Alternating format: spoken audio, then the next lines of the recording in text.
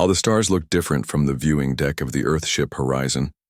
Captain Taewon Kim stood with his hands behind his back, watching the empty space where the alien ships would soon appear. His dark uniform fit perfectly on his tall frame. The ship hummed softly around him. "Captain, we have a signal," said Junho Park from his seat at the controls. His fingers moved quickly over the glowing screen. "The aliens will be here in 5 minutes." Taewon nodded. "Tell everyone to get ready. This is what we've been waiting for." For 6 months, Earth had been talking with the aliens called the Vexari. They sent messages back and forth through space.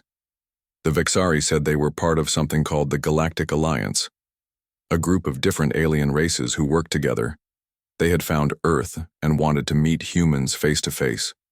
Earth's leaders decided to send the Horizon to meet them. The Horizon was not a warship. It was made for talking and making friends with other worlds. It had rooms for meetings, labs for studying new things, and places where humans and aliens could eat together. The ship had some small guns, but they were only for protection. "There they are," said Ji-hyun Lee, pointing at the screen. She was the ship's science officer. Her job was to learn about new alien life forms and technology. 3 ships appeared in the distance. They were not like Earth ships at all. They looked like they were made of crystal, with smooth sides that reflected the starlight. They moved, without making any visible engine light. "They're beautiful," whispered Hansol Choi, the security chief. Even though he was in charge of keeping everyone safe, he couldn't help but admire the alien ships. "They're also 5 times bigger than us," Taewon said quietly. "Let's hope they're as friendly as their messages said they were." The largest alien ship moved closer. A blue light scanned the horizon from top to bottom.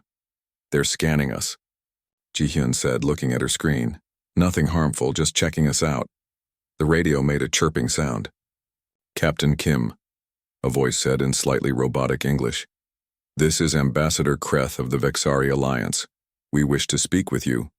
Taewon pressed a button on the wall. "This is Captain Kim. We welcome you on behalf of Earth. We are ready to talk whenever you are. We will send a communication link. Please accept it," the alien voice said. A moment later, a circle of light appeared in the middle of the room. It grew larger until it was the size of a door. Then, an image appeared inside it. The humans saw their first alien.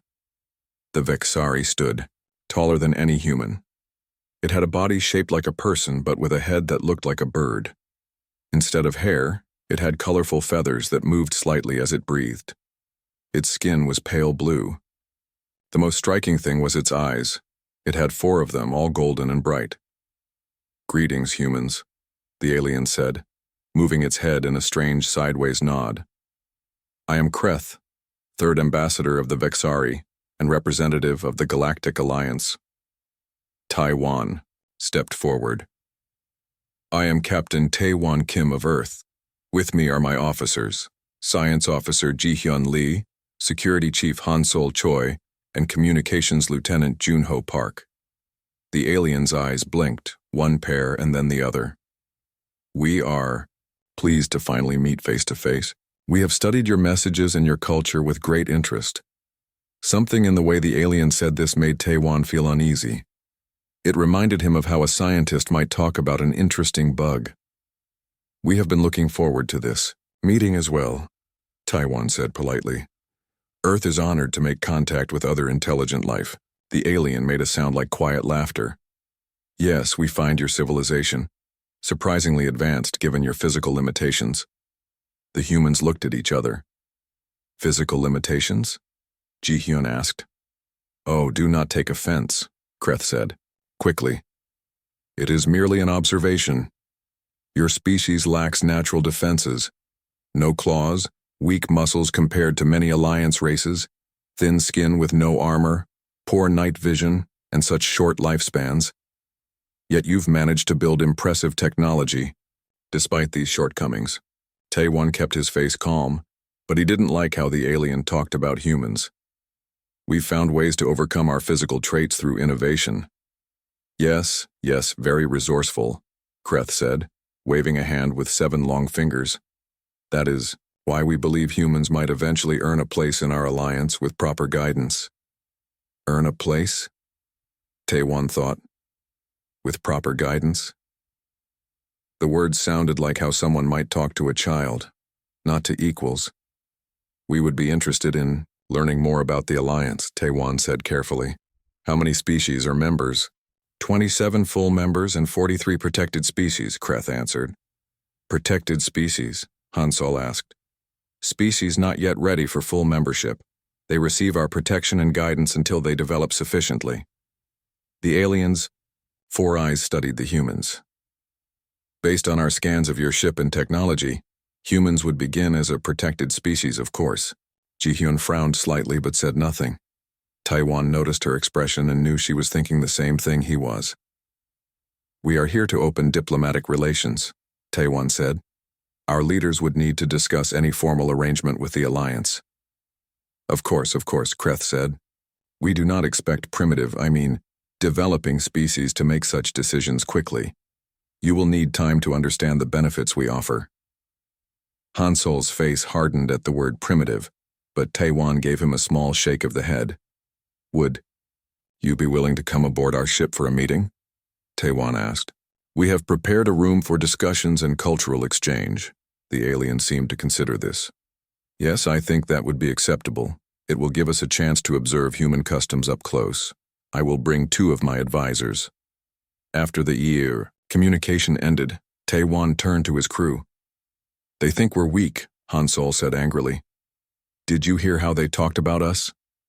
They're judging us by physical standards, Ji-hyun agreed, and they've only seen this ship, not our real military vessels. The horizon was small compared to Earth's true battleships. Those ships stayed hidden in the solar system, watching and waiting. Earth's leaders had decided to send a peace ship, first to show friendly intentions. Let them think what they want, Taewon said. We know better, and maybe it's good if they underestimate us for now. He looked out at the crystal ships floating in space. The Vixari might think humans were weak now, but they hadn't seen what humanity could really do. They hadn't seen the ships Earth built for war.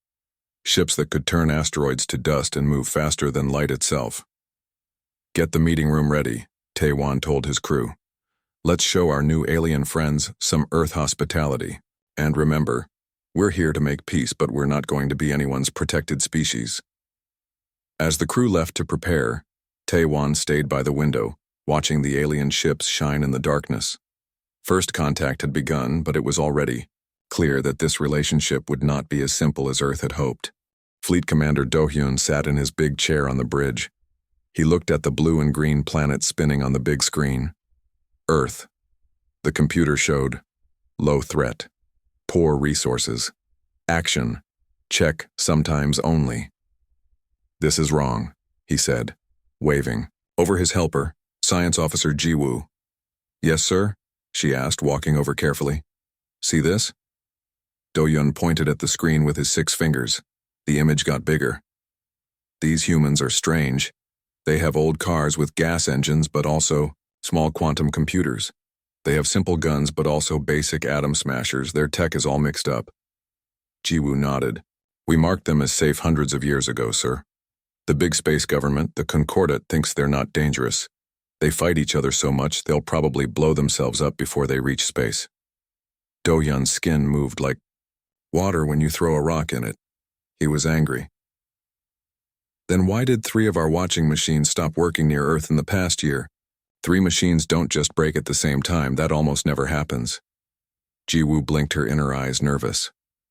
Maybe it's their air. Earth has strange energy fields. Or maybe, Do-hyun said, his voice getting very quiet. We're wrong about them. Just then, the talking machine beeped. Lieutenant Min-jae's voice sounded worried. Commander, we can't talk to home base. All lines to our home planet are dead. Do-hyun and Ji-woo looked at each other scared. Not just our planet, Min-jae said. The whole Concordat talking network, it's all quiet. Do-hyun looked back at Earth spinning on the screen. His skin was moving in a new way now.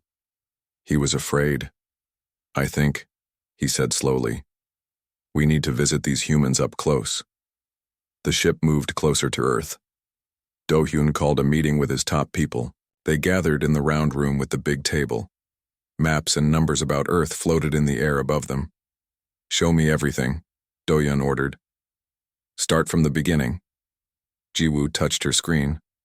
A timeline appeared. "We found Earth 312 years ago.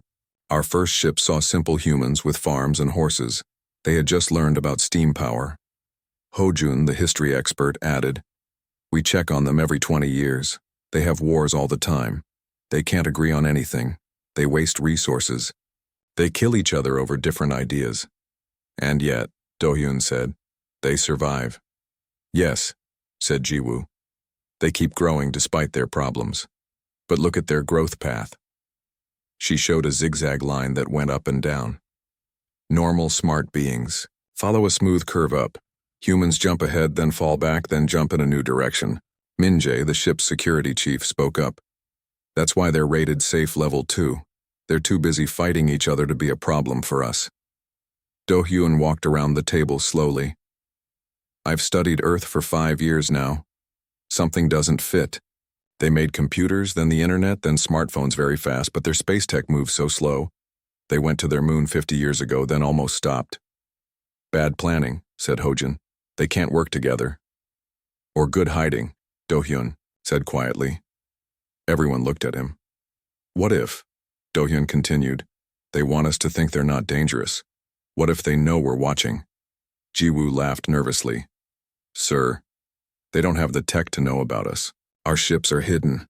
Our watchers are too small to see." 3 watchers gone," Do-Hyun reminded her. "And now our whole empire goes quiet at the same time?" He hit the table with his hand. "Something big is happening, and I think Earth is part of it." He pointed to the map. "Look at these energy readings. Small but strange, not matching their known tech. And here, these space launches they say are satellites, but go dark once they're up. And these ocean bases they pretend are for research but have strange power needs." "What are you saying, sir?" asked Min-jae.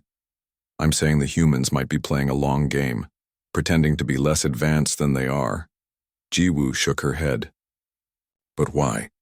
If they knew about the Concordat, wouldn't they try to join? We bring peace and order to thousands of worlds." "Not everyone wants our kind of order," Do-Hyun said. "Some want to be left alone." He looked at the blue planet again. "I wonder if humans are like that." Just then, the ship shook. Lights flickered, alarm sounded. "What's happening?" Do-Hyun demanded. Ji-Hoon, the pilot, checked his screen. "Energy wave, sir. Unlike anything I've seen before, it's shutting down our quantum links."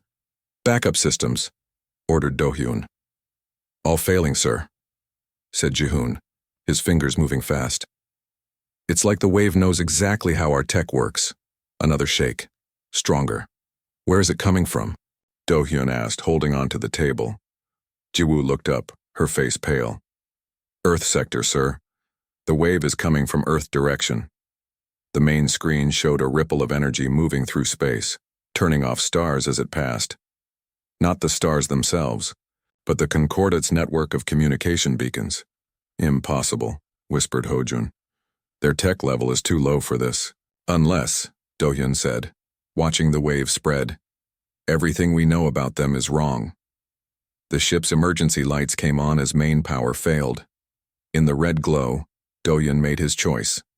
"Set course for Earth. Maximum speed. We need answers." "Sir," Min-jae warned, "if they can make that wave, they might be able to hurt our ship too." "Maybe," Do-Hyun agreed, "but our whole empire just went dark. We have no choice." He looked at his scared crew. "The minimal threat just became our biggest problem, and I want to know why."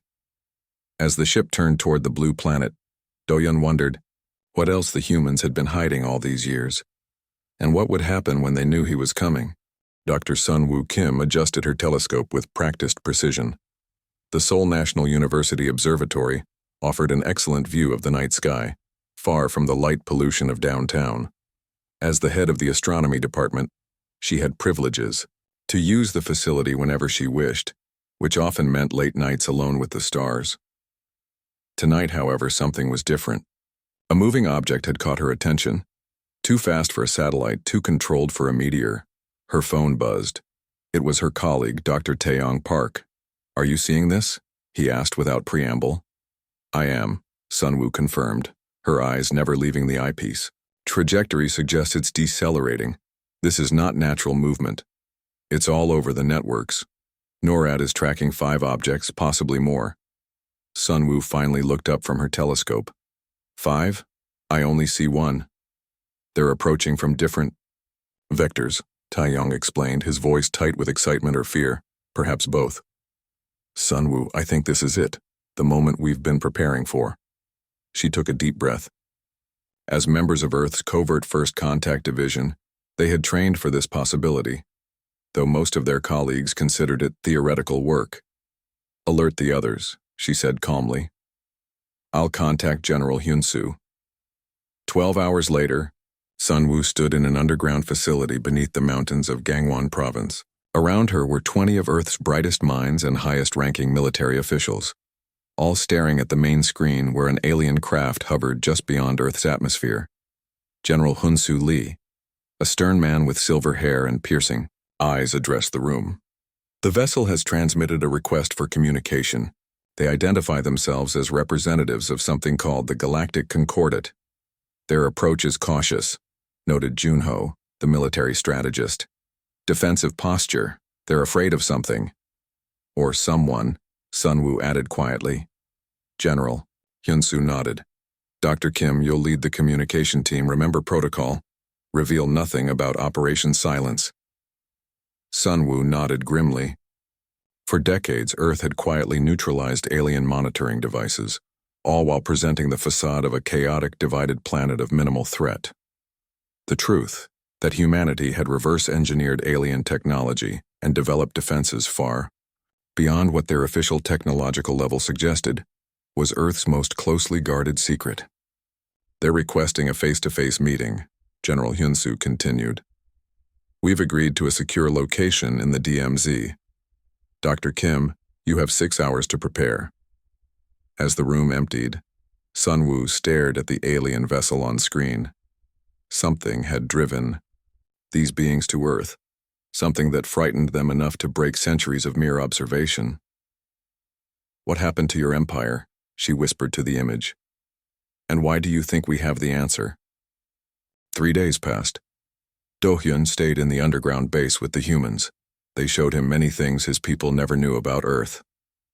"This is our real space program," said Sunwoo, as they walked through a huge room with strange ships.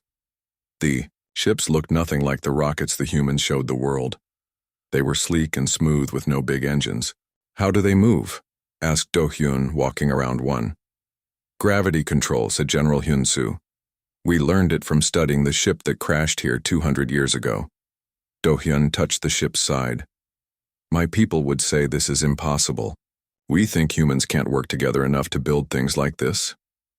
"That's what we wanted you to think," said Sunwoo with a small smile. "While your watchers saw us fighting wars and arguing, we were secretly building all this." They took Do-hyun to another room. Inside was a round machine about the size of a car. It hummed with blue light. "This is the quantum silence device," Hyunsoo said. "A small one. The big one is in space. It sends out waves that cut the quantum links your empire uses to talk between stars." Do-hyun walked around it slowly. "My best scientists would need 100 years to make this. We had help," said Sunwoo. She touched a screen and a door opened. 3 aliens walked in. Do-hyun knew them at once. Rilani, Vox, and Tulin, from 3 different worlds that the Concordat had helped. Each world had rich resources that the Concordat took. "You're not the only ones who didn't like how the Concordat treats others," said the Rilani, her silver skin shining under the lights. "We've been working with humans for decades." "But how?" asked Do-hyun. "How did you hide all this?"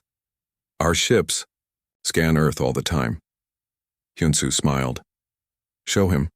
Sunwoo touched another screen. A big map of Earth appeared, covered with thousands of small dots. Each dot is a shield generator. Together they make a net around Earth that hides what we don't want seen and shows what we do want seen. Like the old rockets, said Do-hyun, understanding now. Yes, nodded Hyun-soo. When your scanners look, they see what we want them to see. Old tech, fighting countries, slow progress. Do-hyun felt his worldview breaking apart. All these years. We knew you were coming, said Sunwoo softly. Not you personally, but the Concordate. We found your maps on the crashed ship. Earth was marked for integration in the next 50 years. What does that mean? Asked Do-hyun, though he was starting to guess. It means you plan to take over, said Admiral Sung-ho, walking into the room. The Admiral was from Do-hyun's world but had been working with the humans for years. The Concordate finds worlds with resources, watches them, waits until they reach a certain tech level, then offers help that turns into control. That's not true, said Do-hyun, but his voice was weak. We help worlds grow. Do you? Asked Sung-ho. Look at the Vox. Their world had the best materials for quantum tech. The Concordate came, offered to help them reach the stars. Now the Concordate owns all their mines, and the Vox live in poor areas of their own world. The Vox nodded, his 4 eyes blinking sadly. Or the Tulin, continued Sung-ho. Their world could grow food better than any other. Now they farm for the Concordate, while their own people sometimes go hungry. Do-hyun looked down. These were things he had never heard, but deep down he knew they might be true. He had seen how the Concordate treated lesser worlds. What's your plan? He asked finally. You've cut off all Concordate communication. What happens next? Hyun-soo brought up a new map, showing the whole galaxy with many blinking lights. Right now, freedom fighters on 100 worlds are taking control of key Concordate bases. Without faster-than-light talk, the Concordate can't call for help or coordinate. You're starting a war, said Do-hyun. No, said Sunwoo firmly. We're ending one. A quiet war the Concordate has been fighting against freedom for centuries. We don't want to destroy your people. We just want each world to choose its own path. Do-hyun walked to a window that looked out on a huge underground city. Thousands of beings from dozens of worlds walked the streets below. Some he recognized, some he had never seen before. All these people, he said. They've been hiding here? Earth has been a safe place, said Sunwoo, standing beside him. When the Concordate takes over a world, some people always fight back. When they can't win, they flee. Many came here. But why did you wait so long? Why not fight back sooner? We needed to be ready, said Hyun-soo. The quantum silence device took 50 years to perfect. We needed to make sure when we acted we would succeed. A young human ran into the room, looking excited. General, the reports are coming in. 72 Concordate bases are now in Alliance hands. No major fighting so far. Hyun-soo nodded. Good. And the evacuation ships? All launched on time. The first wave of refugees from the medic system will arrive in 3 days. Do-hyun looked confused. Refugees? From where? Admiral Sung-ho explained. When the Concordate loses contact with its empire, the first thing they'll do is send ships to retake control. Some worlds will see fighting. We're bringing innocent people here to be safe. You've thought of everything, said Do-hyun quietly. We've had 200 years to plan, said Sunwoo, but now we need your help. Do-hyun looked surprised. My help? Why would you trust me? Because you came here looking for truth, not to conquer, said Sung-ho. And because you have something we need. What's that? Knowledge of Concordate emergency protocols, said Hyun-soo. We need to know what your leaders will do when the quantum silence ends in 1 year. Will they attack? Try to rebuild? Make peace? Do-hyun thought hard. Everything he knew was changing. His loyalty to the Concordate was strong, but what if everything they taught him was wrong? If I help you, he said slowly, what happens to my crew? To me? You choose your own path, said Sunwoo. You can stay here, return home when this is over, or help us build something better than the Concordate. Something better? A true alliance of worlds, said Sung-ho. Not one species controlling others, but all working together, each free to choose their own way. Do-hyun walked to the center of the room, looking at the faces around him. Human, Rilani, Vox, Tulin, and his own kind. I need time to think, he said. This is a lot to take in. Of course, said Sunwoo. But don't take too long. The universe is changing fast now, and everyone must choose which side of history they want to be on. As they left him alone in the room, Do-hyun stared at the map of the galaxy.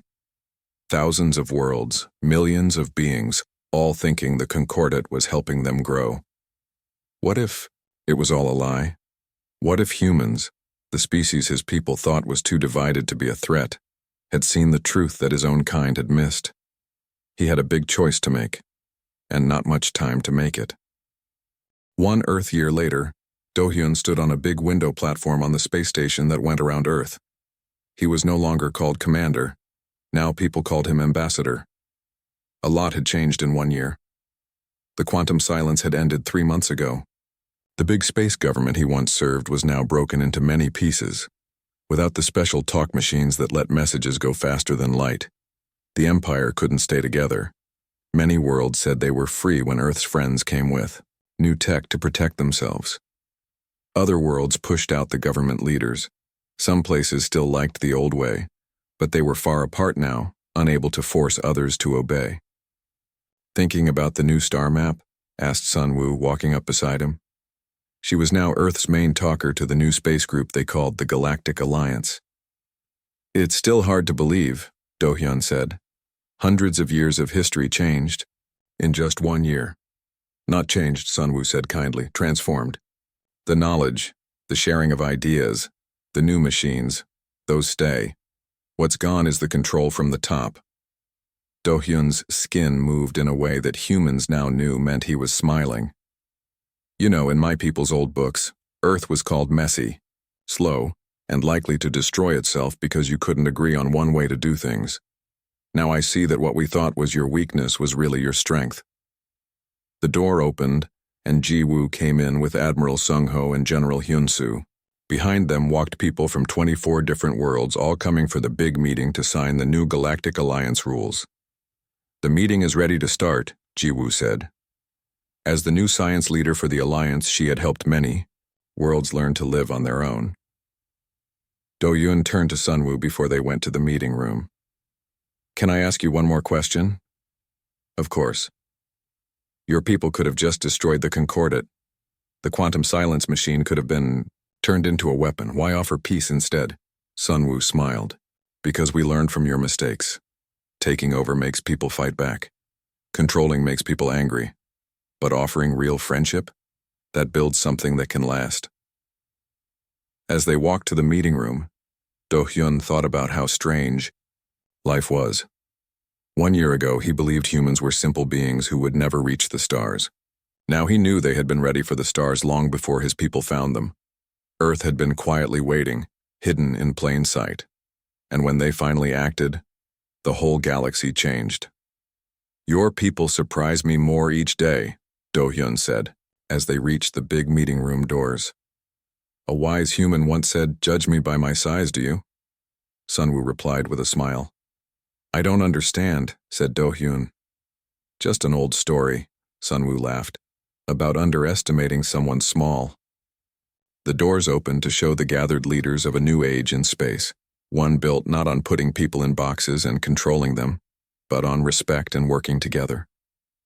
Behind them, through the big window, Earth turned slowly in space, no longer marked as not important but known at last for what it really was, a world that changed the galaxy.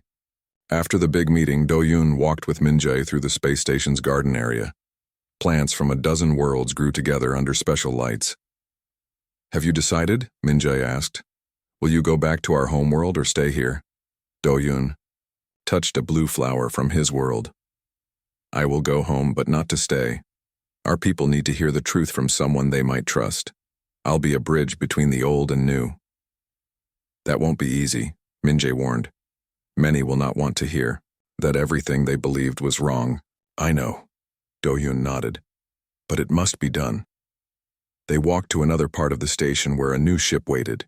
It was a mix of Earth and Concordat design, sleek and powerful.